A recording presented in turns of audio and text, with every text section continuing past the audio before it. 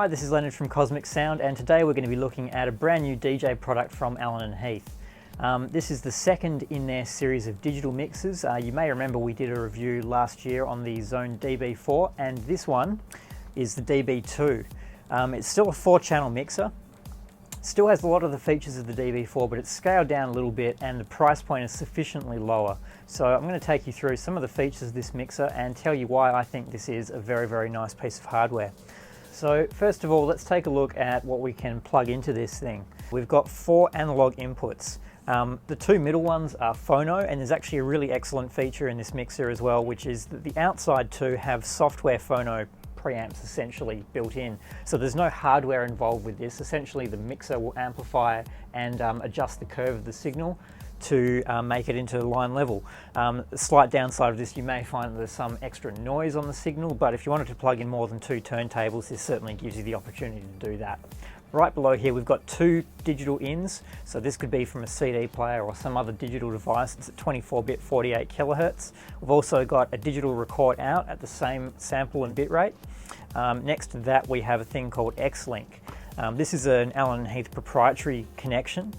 Looks a bit like an Ethernet port. It's designed to connect other Allen Heath hardware to this mixer. There's not a lot being said about that at this point, but stay tuned for more information on that. If we move over to this side, we've got booth out on 1/4-inch jacks, we've got record out on RCA, and your master outs on XLR. And the final thing to note here, USB connection to the computer. This is for a 16-channel sound card, 8 ways in and 8 ways out, which can be really great to be using with any software that you might want to on your computer. So let's get into taking a look at the front of the mixer now. So to start with the channels, we've got 4 channels. At the top we've got an input selector. This is a matrix style selector, so we can select either 1, 2, 3 or 4, which correspond to the 4 inputs at the back. If we switch this input select switch here to digital, we now have 1 and 2 that we can select from the 2 inputs at the back. And finally, if we switch to USB, then we have either input pairs, 1, 2, 3 or 4, coming from the computer. Moving down, we've got a standard trim knob for controlling your gain peak light, which is also really handy to make sure you're not running too hot.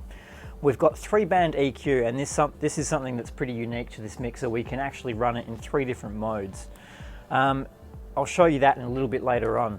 So just below the EQ, we've got this switch here, which is a 3-way switch. We can either select X, mix or Y, and this does a couple of different things on this mixer. First of all, it assigns you to one side of the crossfader, or to mix if you don't want to be assigned to the crossfader at all.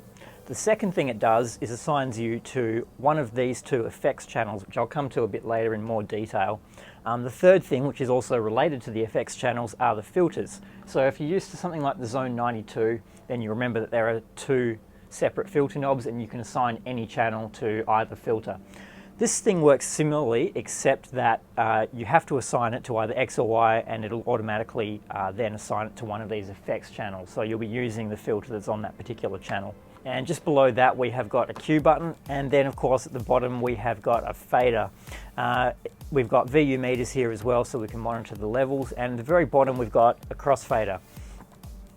Moving to the left of the channels, you'll find we have this extra channel here, and this is something that's very useful for a number of reasons. First of all, if you're a performer that needs to use more than 4 channels, so if you were to use something like Machine in your setup and you wanted to run that in on a separate channel, then we can certainly do that here.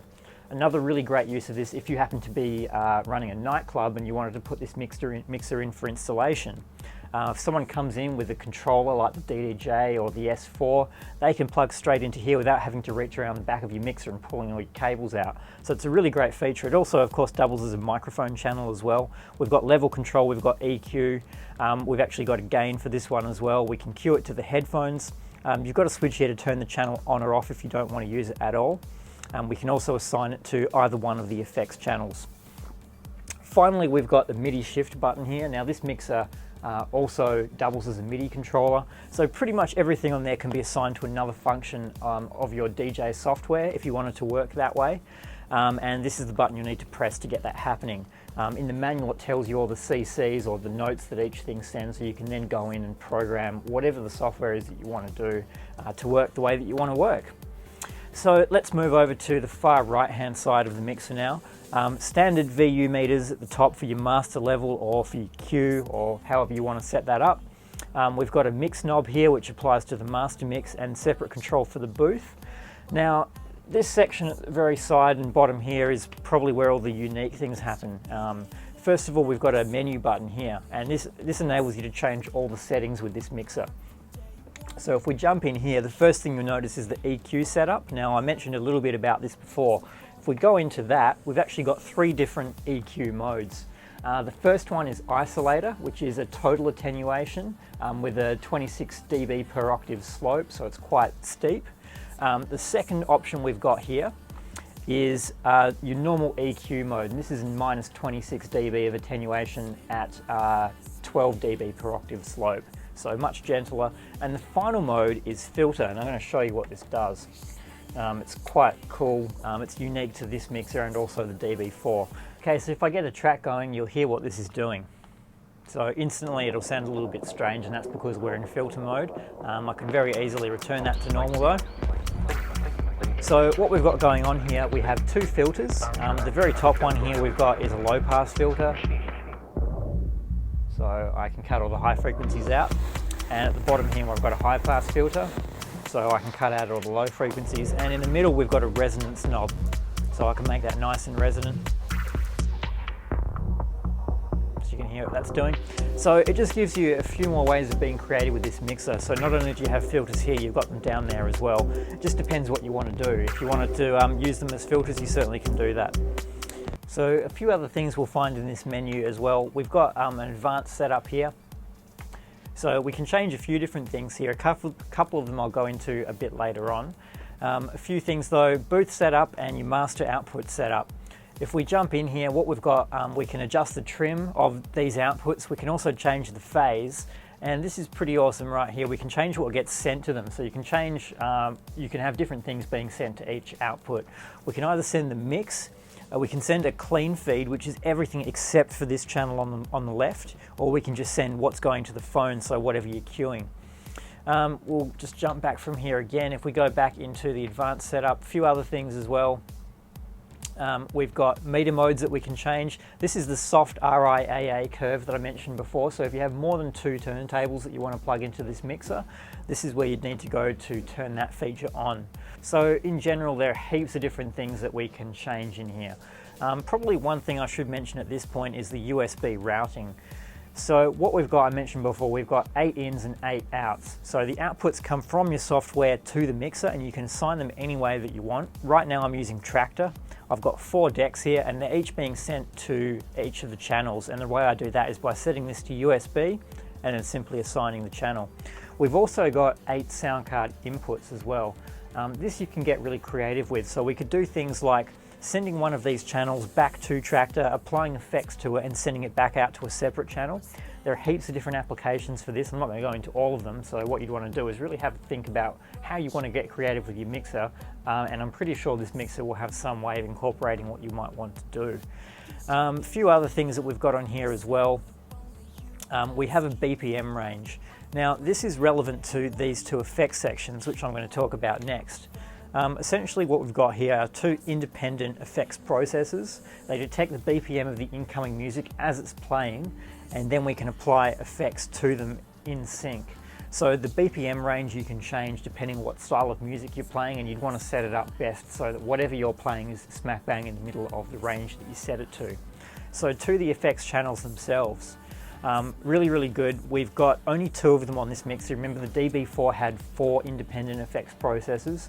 One other thing we lose on this mixer is the looping. We don't have that at all, but we've still got some really great sounding effects, and to me these are still studio grade. You could use these in productions if you want to. In fact, this mixer probably could be a good companion to anybody wanting to set up a studio for the purpose of using effects. So the 5 categories we've got here, we've got delay, we've got reverb. Below there we've got this one here which says res. We assume it stands for resonator. Just add some interesting artifacts to the sounds. Below that we've got mod, and of course these are where you're going to find some really cool effects for modding your sound and actually destroying it. And finally, at the very bottom, DMG, and this is not lying, it does damage your sound in quite an awesome way. You'll find heaps of really good distortion presets in here. Again, as I mentioned with the DB4, these are really extreme effects, and most often more things you'd find used in the studio. But of course, it's on a DJ mixer, so I'm sure people will find interesting ways of integrating them into the sets. So within each one, we've also got a number of presets that we're within that category. So if we go to delay, if I press select, you'll see we've got heaps of different options inside here that we can choose from. I'll pick one here. If I get a track going,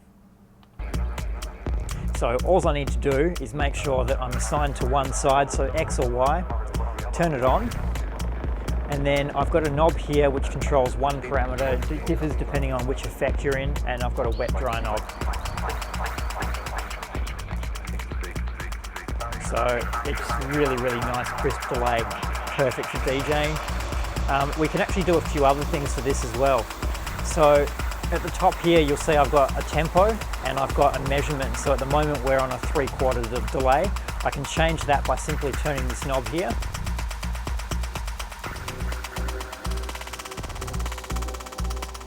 So the other thing I can also do is actually set it to a millisecond value, so not tempo sync.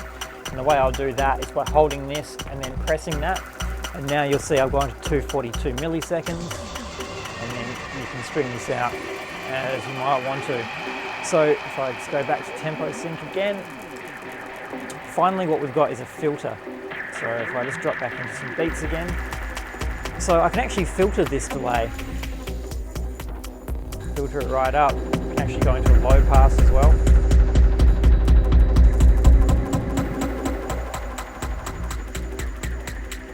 So where this is really good fun, as I already mentioned, you've now got 3 different filters. You've got the one which is assigned to this effects selector. We've got filters that we can apply from the EQ, and then we've also got filters that we can apply to the effects.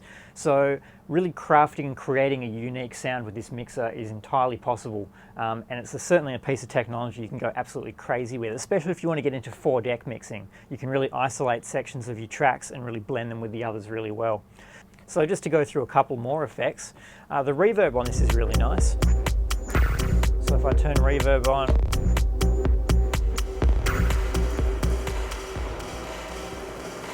it actually really does have a space sound about it, which is what you obviously want from a reverb.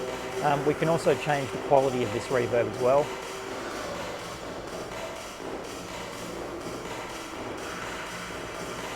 So we've got an EQ on there, and we can change the size of it as well. And of course, as I mentioned, there's different presets in there, so you just want to get in there and play with them and see what they do. We go into the mod, there's some really cool effects in here. I'm actually quite a fan of this ring mod. So again, we've got it turned on. What we can do here is really actually create some interesting effects. So we can go in here, we can adjust the timing of it. And when you get in here and play with this EQ as well,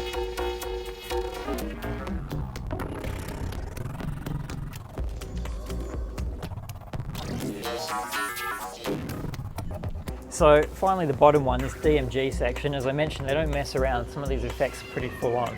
So I've got a standard distortion preset, the first one here, and you'll hear if I bring this in how hardcore this actually gets. So that's the type of distortion we're talking about. We've got some other really cool things in here. There's a bit crusher. Again, it's pretty full on. But you can make it a lot subtler. There's a few things in here we can use to change it. Again, we can filter it. And once again, if I bring that second track in, we've just created some really interesting rhythmic artifacts in there.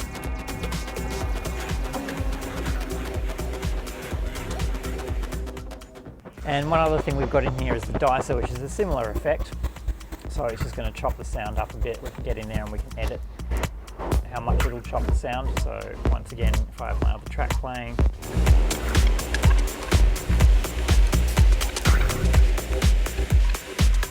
it's a really good way of bringing a track in from the mix.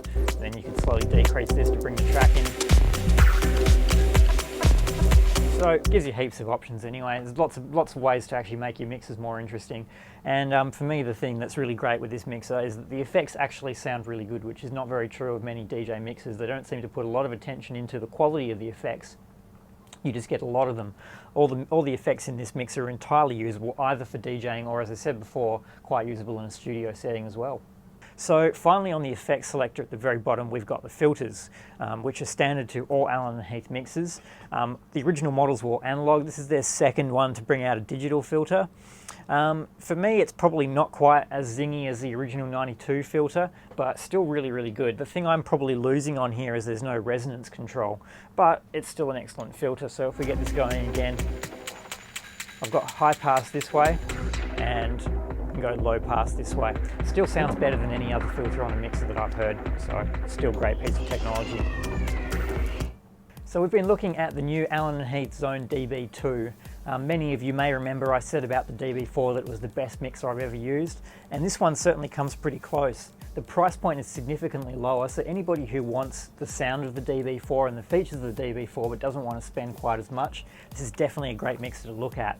The people that it's going to be best for are going to be dance music DJs. Anybody could really use it. It is still a great mixer, but particularly if you're getting into the more experimental side of things, or if you play techno, anything where you want to destroy the sound or blend lots of different elements, this is the perfect mixer.